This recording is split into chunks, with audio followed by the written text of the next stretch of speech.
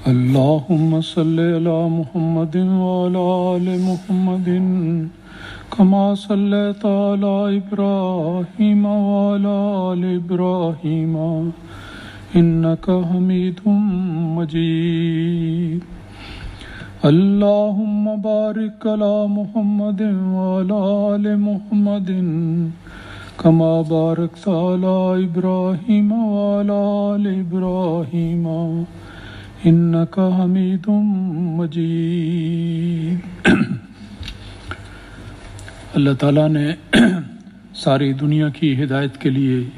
جو آسمانی کتاب نازل فرمائی اس کا نام قرآن مجید ہے، اور اس قرآن مجید کے بارے میں اللہ تعالیٰ نے یہ فرمایا ہے کہ یہ ہدی للناس بھی ہے اور ہدی للمتقین بھی ہے، یعنی ساری دنیا کے ہر انسان کے لیے اس میں ہدایت کے سامان ہے، اور خاص طور پر جو لوگ متقی ہیں ان کے لیے بھی اللہ تعالیٰ نے قرآن مجید میں ہدایت کے سامان رکھے ہیں۔ جہاں یہ ذکر آتا ہے کہ ہدی للمتقین، اس کے فوراً بعد یہ سوال پیدا ہو سکتا ہے دلوں میں کہ متقی لوگ کون ہیں۔ اس کا جواب اللہ تعالیٰ نے اسی جگہ دیا کہ متقی لوگ وہ ہیں جو ایک تو عقائد کے لحاظ سے یہ شرط پوری کرتے ہیں کہ وہ اللہ تعالیٰ پر مکمل یقین رکھنے والے ہیں، اور پھر عملی طور پر اپنے اس ایمان کا اظہار اس طرح کرتے ہیں کہ یقیمون الصلاۃ، کہ وہ نمازوں کو صحیح طور پر قواعد کے مطابق قائم کرنے والے ہیں، وہ مما رزقناہم ینفقون، اور جو کچھ اللہ تعالیٰ نے ان کو دیا ہے اس کو راہ خدا میں خرچ کرنے والے ہیں۔ جہاں تک اقامت صلاۃ کا تعلق ہے، نماز کو قائم کرنے کا مضمون ہے، یہ ہماری مجالس میں اکثر جاری رہتا ہے اور جاری رہنا چاہیے، کیونکہ یہ اتنا اہم موضوع ہے کہ جس پر قرآن مجید میں اللہ تعالیٰ کے ارشادات اور حدیث میں رسول پاک صلی اللہ علیہ وسلم کے اتنے ارشادات ہیں کہ ان کا احاطہ نہیں کیا جا سکتا۔ بہت وسیع اور بہت گہرا مضمون ہے۔ آج کے درس حدیث کے لیے میں نے نماز کی اہمیت کے حوالے سے 2 احادیث کا انتخاب کیا ہے۔ پہلی حدیث حضرت ابو ہریرہ رضی اللہ تعالیٰ عنہ سے مروی ہے، جو ترمذی شریف میں درج ہے۔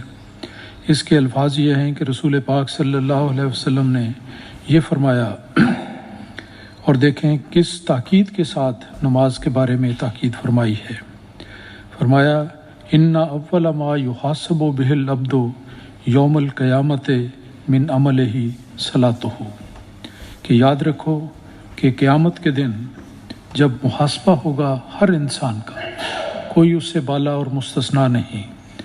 اس محاسبے کے وقت یاد رکھو کہ قیامت کے دن سب سے پہلے ہر انسان سے یہ سوال کیا جائے گا کہ تمہاری نمازوں کا حال کیا ہے۔ اللہ تعالیٰ جانتا ہے، لیکن وہ بندے سے پوچھے گا کہ تم بتاؤ کہ تمہاری نمازوں کی کیفیت اور حالت کیا تھی۔ پھر رسول پاک صلی اللہ علیہ وسلم فرماتے ہیں فَإِن صَلَحَتْ، کہ اگر تو یہ محاسبہ ٹھیک رہا، اس میں سوال و جواب ہوئے، جواب تسلی بخش ہوا، فَقَدْ أَفْلَحَ، تو یقیناً سمجھو کہ وہ شخص آخرت میں کامیاب ہو گیا، وَأَنجَحَ، اور عذاب سے نجات بھی پا گیا، وَإِن فَسَدَتْ، لیکن اگر یہ محاسبہ ٹھیک نہ ہوا، فَقَدْ خَابَ، تو وہ ناکام ہو گیا، وَخَسِرَ، اور گھاٹے میں چلا گیا۔ تو یہ بڑا واضح ایک انذار بھی ہے، ایک اطلاع بھی ہے، ایک ایسی نصیحت ہے جو دلوں کو ہلانے والی ہے، اور ہر روز انسان کو اپنا محاسبہ کرنا چاہیے کہ کیا وہ قیامت کے دن اس جواب دہی کے لیے تیار ہے۔ قیامت کے موقع پر اگر کسی کو خیال ہو کہ میں یہ کہہ دوں گا اور وہ کہہ دوں گا، یہ بات ممکن نہیں۔ جو حقیقت ہے وہ بیان ہوگی، اور جو حقیقت ہے اس کے حساب سے انسان کا حساب مواخذہ کیا جائے گا۔ ایک دوسری حدیث میں نبی اکرم صلی اللہ علیہ وسلم نے فرمایا، اور یہ الفاظ ہمیشہ یاد رکھنے کے قابل ہیں، آپ نے فرمایا حاسبوا قبل ان تحاسبوا، کہ جب قیامت کے دن ایک آخری مواخذہ تو تمہارا ہونا ہے، ایک حساب ہونا ہے، لیکن تم کوشش کرو کہ دنیا میں بھی خود ذاتی طور پر اپنا محاسبہ کرتے رہو، قبل اس کے کہ وہ آخری محاسبہ ہو، دنیا میں اپنا محاسبہ کرتے رہو۔ اسی پہلی حدیث کے تسلسل میں فرمایا کہ جب محاسبہ ہوگا فَإِنْ تَقَسَا، اس میں ایک پیغام ہے جو ہمیشہ یاد رکھنے کے لائق ہے۔ فرمایا فَإِنْ تُقِسَا مِنْ فَرِیضَتِهِ شَیْءٌ، کہ اگر اس کے فرائض میں کوئی چیز کی کمی ہوئی اور نقص واقع نظر آیا، قال الرب عز وجل، تو اللہ عز وجل فرماتا ہے کہ فرشتوں کو وہ ہدایت کرے گا کہ انظروا، کہ تم دیکھو، حل لعبدی من تطوع، کہ کیا میرے بندے کے اعمال میں کوئی نفلی نیکی بھی ہے، کوئی اس نے نفل بھی ادا کیے ہیں۔ فیکمل بہا من تقص من الفریضۃ، تو اگر اس کے فرائض میں کچھ کمی ہوگی تو اس کے نوافل سے اس کمی کو پورا کر لیا جائے۔ اللہ تعالیٰ بخشنا چاہتا ہے، لیکن بندے کو فرائض بھی ادا کرنے چاہیے، اور فرائض کی جو امکانی طور پر غلطی ہو سکتی ہے یا کوتاہی ہو سکتی ہے، اس کو دور کرنے کا طریقہ اس حدیث میں بیان کیا گیا کہ انسان کو نفلی عبادات کی طرف توجہ کرنی چاہیے، نفل بھی ادا کرنے چاہیے، تاکہ نفلوں کے ذریعے اگر فرائض کی کچھ کمی ہے تو وہ پوری ہو جائے۔ نفلوں کے ذکر میں پھر فرمایا ثم تکون سائر اعمالہ علی ھذا، پھر اس کے بعد باقی اعمال کے بارے میں بھی اسی طرح ایک ایک کر کے معاملہ کیا جائے گا۔ جہاں تک فرائض کے علاوہ نوافل ادا کرنے کی بات ہے، اس سلسلے میں یاد رکھنا چاہیے کہ رسول پاک صلی اللہ علیہ وسلم کی احادیث میں بڑی وضاحت سے یہ نصیحت آتی ہے کہ فرائض کے بعد نوافل اللہ تعالیٰ کو ہر بندے کو گھر میں ادا کرنے چاہیے۔ علیحدگی میں نوافل کی ادائیگی کو بہت پسند کیا گیا ہے۔ مجلس میں آ کر نوافل ادا کیے جائیں، ہو سکتا ہے کوئی خیالات اس قسم کے ہوں کہ جی یہ آدمی بڑا نیک ہے، یہ بڑی عبادت گزار ہے، تو نوافل تو ایسا ہے جو اللہ تعالیٰ کے قرب کو پانے کا ذریعہ ہے، فرائض کی کمی کو دور کرنے کا ذریعہ ہے۔ تو انسان جب تنہائی میں اللہ تعالیٰ کے حضور حاضر ہوتا ہے تو وہ کیفیت اور وہ انداز اس کو نصیب ہوتا ہے جو واقعی اس کے دل میں ایک پاک اور نیک تبدیلی پیدا کرنے والا ہے۔ تو فرائض کے بارے میں بالعموم یہ طریق ہے کہ یہ گھر میں ادا کیے جائیں، تنہائی میں ادا کیے جائیں، باقی مسجد میں آ کر بعض نوافل مقرر ہیں وہ کیے جا سکتے ہیں، پڑھنے میں حرج کوئی نہیں ہے، لیکن سب سے افضل نوافل کی ادائیگی کے لیے جگہ انسان کا اپنا گھر ہے۔ دوسری حدیث بھی حضرت ابو ہریرہ رضی اللہ تعالیٰ عنہ کی مروی ہے، یہ بخاری شریف میں سے لی گئی ہے، اور اس میں ایک خوبصورت مثال نماز کی ادائیگی کے حوالے سے دی گئی ہے۔ رسول پاک صلی اللہ علیہ وسلم کا ایک بہت ہی حسین انداز نصیحت کا یہ تھا کہ آپ صحابہ کو مختلف مثالوں کے ذریعے باتیں سمجھایا کرتے تھے تاکہ باتیں عام فہم ہو جائیں اور سننے والوں کے دل میں نقش ہو جائیں اور ان کے دلوں میں جاگزی ہو جائیں۔ فرمایا حضرت ابو ہریرہ رضی اللہ تعالیٰ عنہ نے کہ سمیت رسول اللہ صلی اللہ علیہ وسلم یقول، کہ میں نے ایک بار رسول پاک صلی اللہ علیہ وسلم کو یہ بیان کرتے ہوئے سنا۔ آپ فرما رہے تھے ارأیتم لو ان نہرا بباب احدکم،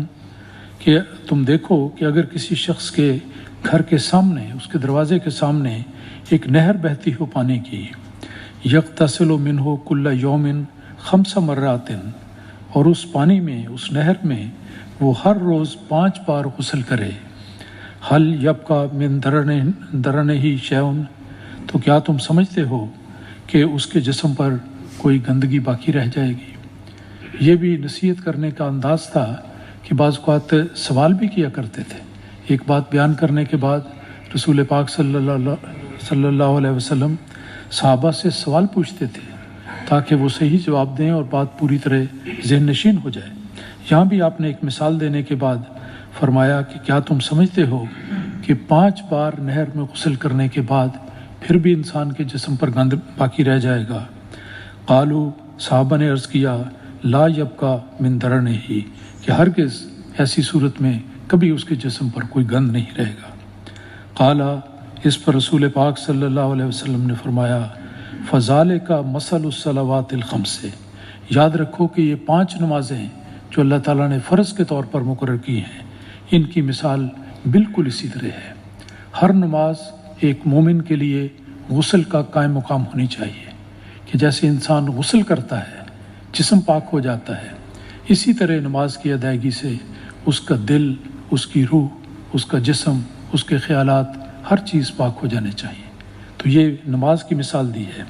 اور فرمایا کہ اس کا نتیجہ کیا ہوتا ہے، یمحو اللہ بہن الخطایا، کہ ان نمازوں کے ذریعے جو صحیح طور پر ادا کی جاتی ہیں، اللہ تعالیٰ اپنے مومن بندوں کی ہر چھوٹی بڑی خطا کو معاف کر دیتا ہے۔ تو رسول پاک صلی اللہ علیہ وسلم کا یہ دل نشین انداز نصیحت ہے۔ آپ نصیحت بھی فرماتے، مثالیں بھی دیتے، بعض اوقات صحابہ سے سوال و جواب بھی کرتے، اور بہت آسان مثالیں دے کر عام فہم طریق پر ان باتوں کو بیان فرمایا کرتے تھے۔ قرآن مجید میں بھی نمازوں کی ایک اور خوبی، جس سے انسان اپنی نمازوں کو خود اس کا محاسبہ کر سکتا ہے اور اس کا اثر اور انداز سمجھ سکتا ہے، وہ یہ ہے کہ ان الصلاۃ تنہا عن الفحشاء والمنکر، کہ حقیقی نماز وہ ہے جو انسان کو بدی، برائی اور ہر بری بات سے روکتی ہے۔ تو اگر نمازیں پڑھنے کے بعد انسان اپنے دل میں کوئی اچھائی کی کیفیت سمجھے، بہتری کا انداز سمجھے کہ میں نیکی کی طرف قدم بقدم آگے بڑھ رہا ہوں، تو تسلی ہونی چاہیے کہ اس کی نماز صحیح ہے۔ اگر تسلی نہ ہو تو پھر دل ڈال کر اللہ تعالیٰ کے حضور عاجزی سے جھکتے ہوئے نمازوں کا اہتمام کرنا چاہیے۔ اللہ تعالیٰ ہمیں اس کی توفیق عطا فرمائے۔